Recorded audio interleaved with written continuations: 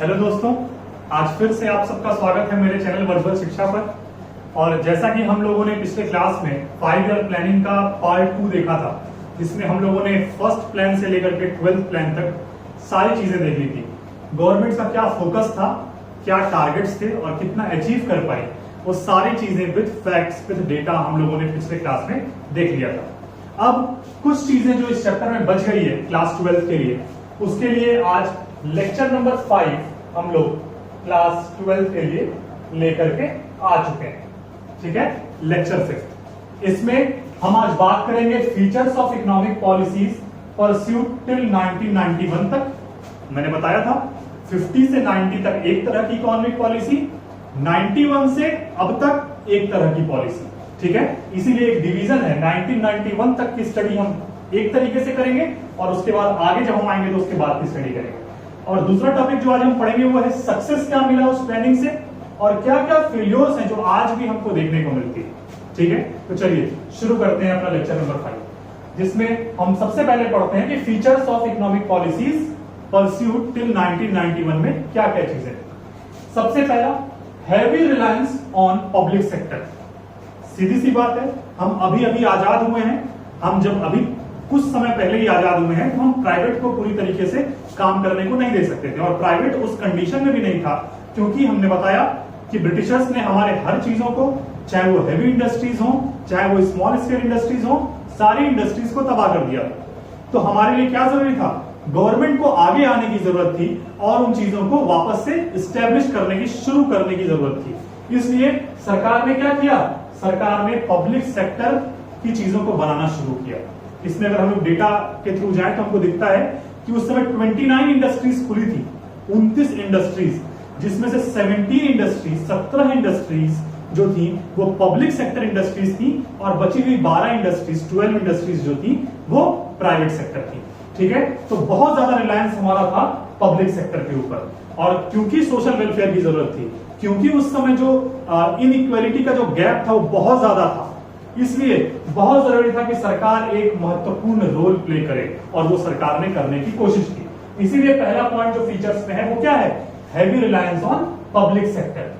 Second, regulated development of private sector. अब जो private sector है, अगर उसको हम पूरी छूट दे दें, अगर हम उसको पूरी छूट दे देंगे तो क्या होगा, जितना इनकम का ज्यादा हिस्सा है वो अकेला उसके पास चला जाएगा और ज्यादा पॉपुलेशन को कम वेल्थ में ही काम चलाना पड़ेगा। जैसा कि हम ऐसा नहीं कह रहे हैं कि वो चीज अभी खत्म हो चुकी है, वो अभी भी है। आज भी हम देखते हैं कि हमारा जो 1% पॉपुलेशन है वो कितना ज्यादा वेल्थ का पोर्शन ले रहा है और बाकी जो 99% लोग हैं वो कितने परसेंट वेल्थ में हैं। लेकिन उस समय क्योंकि नेशनल इनकम भी कम थी तो जरूरत थी कि हम क्या करें, सोशल वेलफेयर के बारे में हम प्राइवेट सेक्टर को थोड़ा कम तवज्जो दें, थोड़ा कम महत्व दें और सबके कल्याण के, सबके बारे में थोड़ा ज्यादा सोचें। क्योंकि नेशनल इनकम आज काफी ज्यादा है, तो अगर एक बड़ा हिस्सा भी अगर उनके पास है तो भी हमारे पास कुछ ना कुछ अधिक बच जाता है। ठीक है ना, मैं ये नहीं कह रहा कि वो ठीक है, वो गलत है, वो नहीं होना चाहिए। हमको डिस्ट्रीब्यूट करना चाहिए, सोशल वेलफेयर, सोशल जस्टिस हमको जरूरी है, लेकिन हमको वो चीज दिखती नहीं है उतनी बुरी जितना हमको दिख सकती थी इंडिपेंडेंस के समय पे। क्यों? क्योंकि नेशनल इनकम कम है। नेशनल इनकम अगर 100 रुपए है तो 100 रुपए को हम किस तरह से बांटेंगे, कम इनकम है तो कम सबको मिले। ठीक है ना, 100 रुपए में भी अगर ज्यादा हिस्सा एक ही सेक्टर को दे दिया जाए तो फिर वो दिक्कत हो जाती है। इसीलिए regulated development of private sector, private sector पे काफी रेगुलेशंस थी। 1948 का जो हमारा इंडस्ट्रियल पॉलिसी एक्ट आया था, रिजोल्यूशन एक्ट, उसमें हम लोगों ने क्या किया था, लाइसेंसिंग राज हम लेकर के आए थे। हम लाइसेंस देते थे, सरकार क्या करती थी, लाइसेंस बांटती थी, जिसके थ्रू जिसको लाइसेंस मिलता था वही क्या कर सकता था, प्राइवेट सेक्टर इंडस्ट्री खोल सकता था। ठीक है, तो regulated development of private sector. Third, protection of small scale industry, protection of small scale industry and regulation of large scale industry. हमको स्मॉल स्केल इंडस्ट्रीज को बचाना था और लार्ज स्केल इंडस्ट्री के ऊपर कुछ रेगुलेशंस भी लगाने थे। अगर हम लार्ज स्केल इंडस्ट्री पर रेगुलेशन नहीं लगाते तो कुछ इंडस्ट्रीज जो थोड़ी सी एकाध हमारे लोग बचे थे, जैसे कि आयरन स्टील इंडस्ट्री, उस समय भी हमारे यहाँ परफॉर्म करने के लिए उनको आगे रखा गया था। क्यों? क्योंकि जरूरत थी, हम पूरी तरीके से इग्नोर नहीं कर सकते। ठीक है ना। तो अगर हम पूरा हिस्सा पूरा काम उनके हाथ में दे देंगे तो क्या होगा, जो स्मॉल स्केल इंडस्ट्रीज धीरे धीरे बेचारी खड़ी हो रही है वो भी खड़ी नहीं हो पाएगी, क्योंकि उसको कंपटीशन एक बड़े प्लेयर से मिलना शुरू हो जाएगा। इसीलिए हमने क्या किया, प्रोटेक्शन दिया उन स्मॉल स्केल इंडस्ट्रीज को, और जो बड़े स्केल इंडस्ट्रीज हैं जो उनके ऊपर उस कंपटीशन में उन स्मॉल स्केल को नहीं खड़ा होने दे सकते हैं, उन पर हम लोगों ने रेगुलेशन लगाया, उन पर हम लोगों ने रेगुलेशन लगाया। Fourth, development of heavy industry of strategic significance. अब हैवी इंडस्ट्री को हम इग्नोर तो नहीं कर सकते, क्योंकि हम लोगों ने ये बात देखी है कि इंडस्ट्री ही किसी देश को तेजी प्रदान करती है ग्रोथ के लिए, ठीक है ना, तो हम उसको इग्नोर तो नहीं कर सकते। लेकिन बड़ा स्ट्रेटेजिकली हम लोगों ने क्या किया, उन चीजों को शुरू करने की कोशिश की, उन चीजों को स्टैब्लिश करने की, उन चीजों को डेवलप करने की कोशिश की। एकाएक हम लोगों ने उनके हाथ में सारी पावर नहीं छोड़ दी, ठीक है ना। Fifth, focus on saving and investment. हमको जरूरत था कि लोग अपनी डिमांड को इंक्रीज करें, और डिमांड कब इंक्रीज करेंगे, जब उनके पास सेविंग होगी। उनकी इनकम ही अगर नहीं होगी तो डिमांड कहां से करेंगे, और इनकम होगी तो कुछ हिस्सा कंजम्पशन पे खर्च करेंगे, कुछ हिस्सा सेविंग करेंगे। तो उसके लिए जरूरी क्या था, अगर उनको डिमांड करने के लिए मजबूर करना है, अगर उनको इन्वेस्टमेंट करवानी है, तो जरूरी है कि हम उनको सेविंग और इन्वेस्टमेंट पर भी उनके फोकस करें। जैसा कि अगर हम लोग डेटा चेक करें तो सेविंग का जो डेटा है 1950-51 का, वो 9.5% की सेविंग होती थी नेशनल इनकम से। पूरे नेशनल इनकम में से सिर्फ 9.5% सेविंग 1950-51 के समय पे होती थी, जो कि 2011-12 में बढ़ के कितना हो गया, 33% के आसपास हो गया। बात समझ में आ रही है। तो हमारा मोटिव था, हमारा टारगेट था कि हम क्या करें, इस पे फोकस करें कि सेविंग्स लोगों की बढ़े, इन्वेस्टमेंट लोगों की बढ़े। इन्वेस्टमेंट का भी डेटा है, इन्वेस्टमेंट भी तो 1950-51 1950-51 के समय 9% के आसपास था, अप्रोक्सीमेटली 9% था, और 2015-16 में 2015-16 में वो इंक्रीज करके 30% के अप्रॉक्स पहुंच गए। यानी हमारा पूरी तरीके से फोकस था कि लोगों की सेविंग इंक्रीज करे, लोगों की इन्वेस्टमेंट इंक्रीज करे। लोग इन्वेस्टमेंट करेंगे तो डिमांड अपने आप इंक्रीज होगा, क्योंकि इन्वेस्टमेंट ज्यादा करेंगे तो इनकम अधिक होगी। इन्वेस्टमेंट मल्टीप्लायर हम लोगों ने मैक्रो में पढ़ा है। इनकम इंक्रीज होगी तो ज्यादा हिस्सा कंजम्पशन, कुछ और ज्यादा हिस्सा सेविंग। जब पैसे, कंजम्पशन, सेविंग सब इंक्रीज करेगी तो देश में एग्रीगेट डिमांड इंक्रीज करेगा, इकोनॉमी आगे बढ़ेगी। बात समझ में आ रही है। उनकी डिमांड बढ़ेगी, उसी हिसाब से प्रोड्यूसर को प्रोड्यूस करना पड़ेगा, वो ज्यादा प्रोडक्शन करेगा, जीडीपी इंक्रीज करेगी। बात समझ में आ रही है। सब कुछ आपस में रिलेटेड है। इकोनॉमिक्स में कोई भी ऐसा शब्द नहीं है जिसके आगे पीछे वाले ना हो। उसके आगे पीछे 4-5 लोग ऐसे होते हैं जो लिंकेज इनकम, डिमांड और इन सब चीजों से फिर किसी ना किसी तरीके से लेकर के आई जाते हैं, ठीक है ना। तो हम लोगों ने समझा डेवलपमेंट किस तरीके से स्ट्रेटेजिकली उन लोगों ने हैवी इंडस्ट्री पे डेवलपमेंट किया। फोकस ऑन सेविंग इन्वेस्टमेंट को भी हम लोगों ने डेटा से चेक किया। नेक्स्ट पॉइंट हमारा है प्रोटेक्शन फ्रॉम फॉरेन कंपटीशन। अब आजाद हुए हैं, तुरंत अगर हम मार्केट ओपन कर दें और फॉरेन कंपटीशन कराना शुरू कर दें तो क्या होगा, दिक्कतें बढ़ जाएंगी। हमारे जो छोटे इन्वेस्टर हैं, जिनको पता नहीं कितने 100 साल से अभी तक दबा के रखा गया है, उनको कुछ अपने हिसाब से करने नहीं दिया गया है, इसी समय हम क्या करें, मार्केट ओपन कर दें, बाहर के कंपटीशन को अंदर आने दें, तो क्या होगा, हमारे यहाँ के लोग कभी अपने पैरों पर खड़े ही नहीं हो पाएंगे। इसीलिए उन फॉरेन कैपिटल से, फॉरेन इन्वेस्टर से भी हमको अपने लोगों को बचाना था। इसलिए हम लोगों ने अपने फीचर्स में इसको भी शामिल किया, protection from foreign competition. Foreign competition से हम लोगों को बचाना था। Focus on import substitution. Import substitution क्या है, बोर्ड में क्वेश्चन आता है इंपोर्ट सब्स्टिट्यूशन पे। इंपोर्ट सब्स्टिट्यूशन का मतलब क्या हो गया, हम लोग सब्स्टिट्यूशन मतलब जानते हैं, सब्स्टिट्यूशन मतलब क्या, चाय के बदले कॉफी। तो इंपोर्ट सब्स्टिट्यूशन का मतलब जो हम इंपोर्ट करा रहे हैं अपने यहां, उसका हम कुछ सब्स्टिट्यूट ढूंढे। उसका सब्स्टिट्यूट क्या हो सकता है कि उसी तरह के मिलते जुलते गुड्स हम अपने यहां प्रोड्यूस करें, एक तरीका ये, या उसी तरह के गुड्स को हम खुद प्रोड्यूस करने की कोशिश करें, ठीक है ना। तो हम लोगों ने फॉरेन से इंपोर्ट को थोड़ा रोकने की कोशिश की through import substitution, through quota. Quota का मतलब क्या हो गया, मैंने यहां मेंशन नहीं किया है। कोटा का मतलब क्या हो गया, जब हम क्वांटिटेटिव रेस्ट्रिक्शन लगाते हैं, जैसे चाइना से फोन आ रहा है, रियलमी, रेडमी, ये सारे फोन आ रहे हैं। आज हम सबके पास देखें तो हर 2-3 लोगों के पास एक रियलमी, रेडमी, वीवो, ओप्पो जरूर मिल जाएगा। तो हम अगर ऐसा कंपटीशन आने देंगे तो हमारा माइक्रोमैक्स स्टैंड नहीं कर पाएगा, हमारा लावा स्टैंड नहीं कर पाएगा। तो हमने क्या कहा, हमने कहा कि ठीक है चाइना, तुम अपने यहाँ के सामान को भेजो, लेकिन एक क्वांटिटेटिव रेस्ट्रिक्शन के साथ भेजो। तुम अगर इस देश में 10 लोगों को इसकी डिमांड है तो तुम सिर्फ 4 फोन यहां भेजोगे, ताकि तुम्हारे 4 फोन तो यहां बिके लेकिन हमारा भी 6 फोन यहां बिके। इसीलिए हम लोगों ने क्या किया, इंपोर्ट सब्स्टिट्यूशन पे भी फोकस किया। बात समझ में आ रही है? कोटा पे फोकस किया। 8 point restriction on foreign capital, पूरी लगभग एक तरह की बात है, ठीक है ना। फॉरेन कैपिटल हमने रेस्ट्रिक्ट किया। अगर उनके इन्वेस्टमेंट को हम आने देते तो हमारे यहाँ इन्वेस्टमेंट किस तरीके से होता, क्योंकि हमारे यहाँ लोगों की इनकम कम थी तो वो उस हिसाब से इन्वेस्टमेंट नहीं कर पाते, उस हिसाब से इन्वेस्टमेंट नहीं करते तो उनका एक कम हिस्सा किसी भी कैपिटल में होता, उससे हमारे लोग फिर से उस तरीके से खड़े नहीं हो पाते। इसलिए हम लोगों ने इस पर भी रेस्ट्रिक्शन लगाया, ठीक है। Last point, centralised planning. Centralised planning का मतलब क्या हो गया कि सरकार ने पब्लिक सेक्टर पर ही ज्यादा महत्व दिया, प्राइवेट को कम महत्व दिया।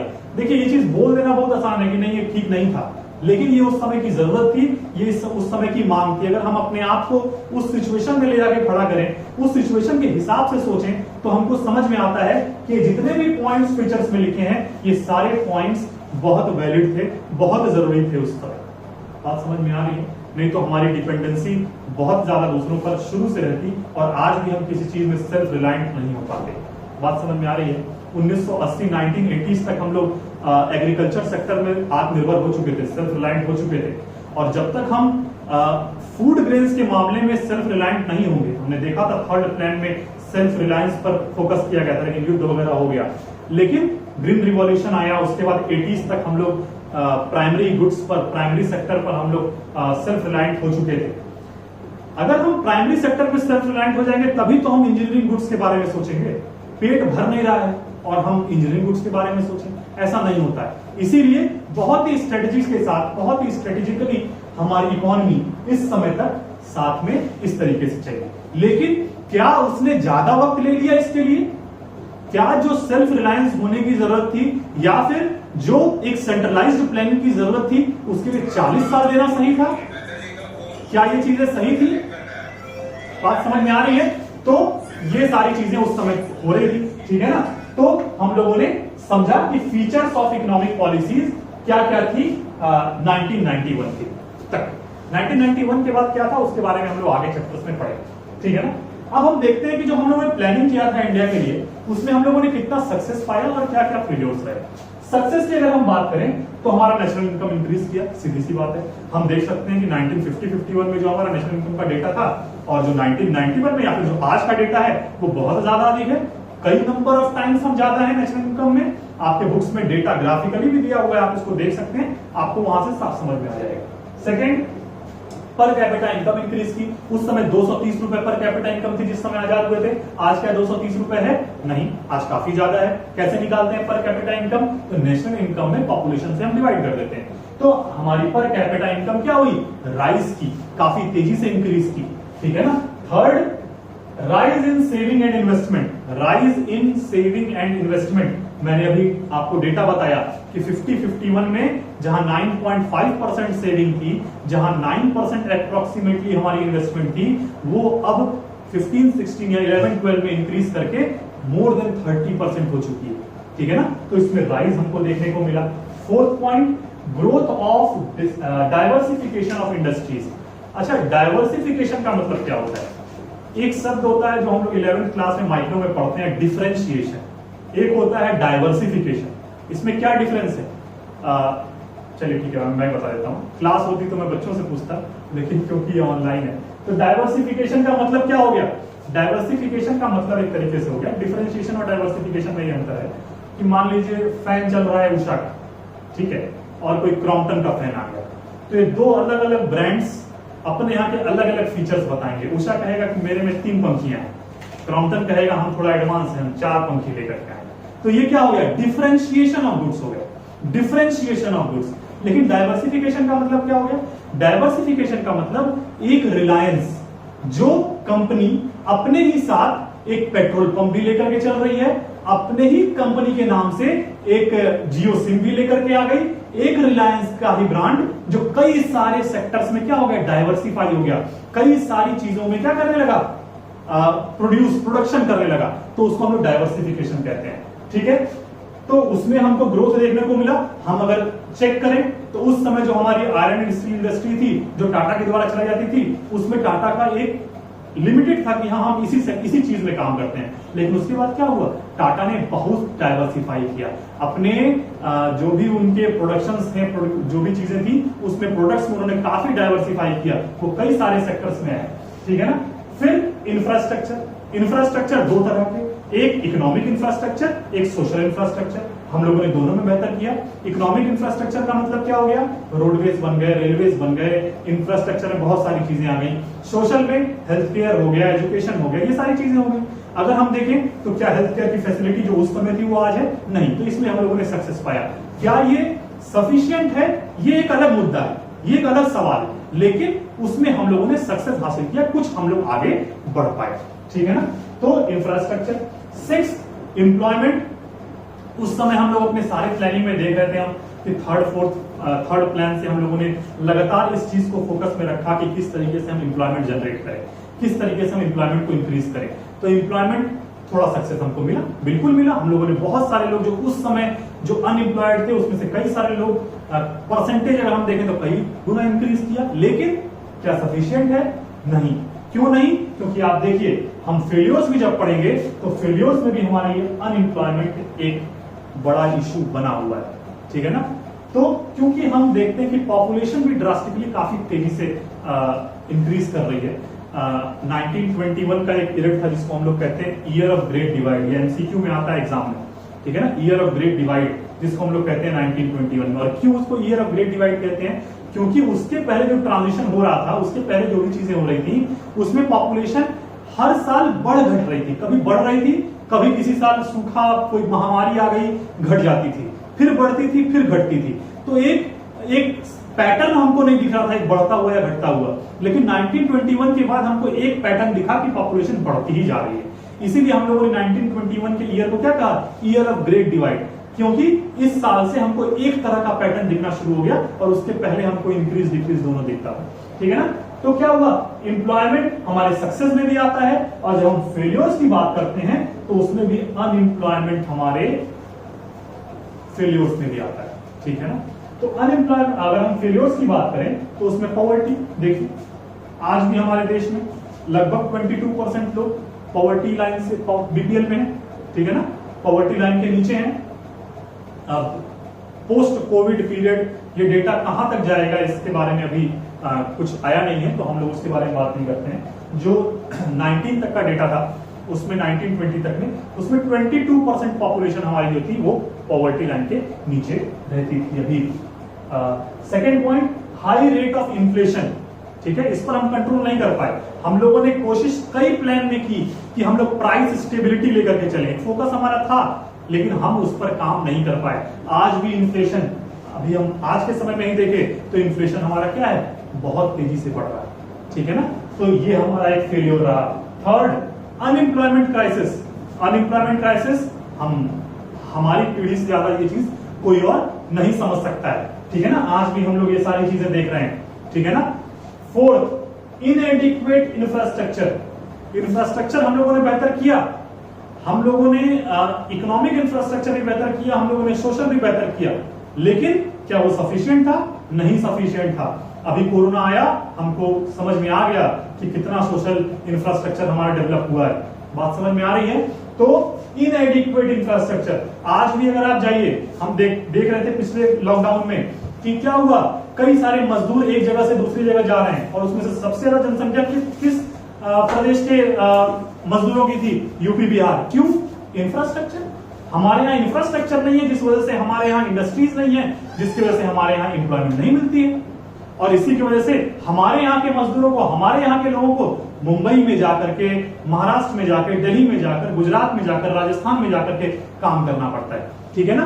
तो ये हमारा फेल्यूर अभी भी है। स्क्यूड डिस्ट्रीब्यूशन, हमारे यहाँ जो डिस्ट्रीब्यूशन हुआ वो बहुत ही प्रॉपरली नहीं हुआ, बहुत ही बिखरा हुआ हम लोगों ने डिस्ट्रीब्यूशन किया। पॉवर्टी, हमारे यहाँ जो नंबर ऑफ पुअर्स थे वो बढ़ते ही गए, नंबर ऑफ पुअर्स बढ़ते ही गए, और जो प्रॉस्पेरिटी की तरफ जो लोग गए उनकी संख्या क्या हुई? कम लोग ज्यादा इनकम अपने पास लेने लगे। तो डिस्ट्रीब्यूशन क्या हुआ? अगर कम लोगों का एक ग्रुप ज्यादा इनकम पर राज करे, ज्यादा वेल्थ एक्वायर करे और एक मेजोरिटी ऑफ पॉपुलेशन, एक बढ़ती हुई जनसंख्या क्या करे, उस हिस्से से, उस वेल्थ से दूर होती जाए, तो क्या होगा, उसको हम इक्वल डिस्ट्रीब्यूशन तो नहीं कहेंगे, इसीलिए हम लोगों ने कहा स्क्यूड डिस्ट्रीब्यूशन। तो ये सारी चीजें हमारे फेलियर्स में आती हैं। ठीक है, ये जो हमारा चैप्टर नंबर 2 था, इसको हम लोगों ने आज समाप्त कर लिया, जिसमें हम लोगों ने बात की फीचर्स ऑफ इकोनॉमिक पॉलिसीज की, जिसमें हम लोगों ने इन कुछ 9 पॉइंट्स के बारे में बात किया। हम लोगों ने सक्सेस के बारे में बात किया कि सक्सेस क्या क्या थी, हम लोगों ने फेलियर्स के बारे में बात किया कि फेलियर्स क्या क्या होते। अगर आपको कोई प्रॉब्लम आती है इस वीडियो में या पुराने किसी भी वीडियो में, तो आप कमेंट बॉक्स में कमेंट कीजिए, मैं उसका आंसर आपको जरूर दूंगा। ठीक है, तो अगर आपको वीडियो अच्छा लग रहा है तो इसको लाइक कीजिए, ज्यादातर लोगों तक इसको शेयर कीजिए, जिनको भी इसकी जरूरत है उसको शेयर कीजिए। और ये सब ऐसी चीजें हैं इंडियन इकोनॉमी की, जो इंडियन इकोनॉमी पढ़ता है सिर्फ उसी के लिए जरूरी नहीं है, जो इस देश में रहता है उसको भी जानना चाहिए कि उसके देश में चीजें किस तरीके से चलते हुए आई हैं, उसकी क्या क्या परिस्थितियां उसके सामने रही हैं। क्योंकि आपके सामने बहुत से लोग कहने वाले हो जाते हैं कि नहीं पहले कुछ नहीं हुआ, या फिर कोई एक समुदाय होता है, एक ग्रुप होता है जो कहता है कि पहले बहुत कुछ हुआ। अगर आपको ये बात पता ही नहीं चलेगी क्या हुआ और क्या नहीं हुआ, तो आप अपना निर्णय किस तरीके से ले पाएंगे। इसलिए ये सारी चीजें इंडियन इकोनॉमी की जो कॉमन चीजें हैं, ये सभी को देखना चाहिए। ठीक है, तो वीडियो को लाइक कीजिए, शेयर कीजिए, चैनल को सब्सक्राइब कीजिए। ठीक है, चलिए कोई डाउट हो तो पूछिए। Thank you.